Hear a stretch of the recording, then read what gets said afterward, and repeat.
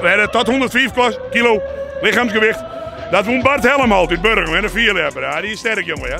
En daar hier de fjouwe man. Zo'n man boven 105 en dat won Arno Lausma uit Bitgem. Ja, die weegt ik 160 kilo, dat ben ik een oude man en ik ben sterk, jongen. Ja. Een super tijd in 28 seconden. Dus ik ben zeer tevreden hier hoe de tijd. Als de vrouw, wat verwachten ze daar van tijd van? Dan gaat de bakkerij, hoeveel ligt er dan?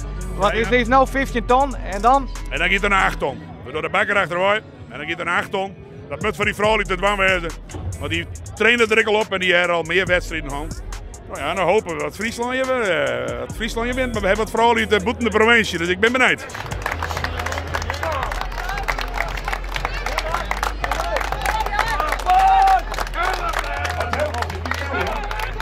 Hij is sterk in de lukken. Hij moet je dan niet finishen.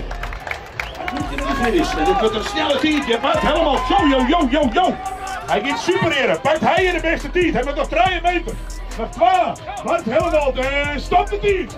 Let op.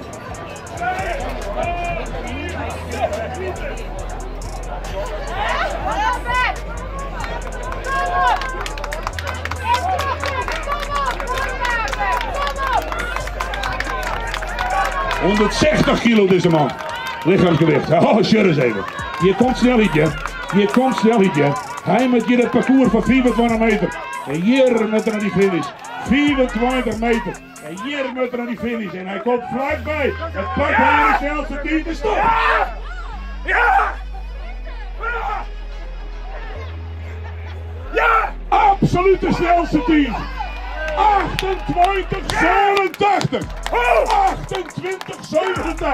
Mijn dochter gaat zo springen en mijn zoon ook. Dus ja, heel erg leuk. Gezellig.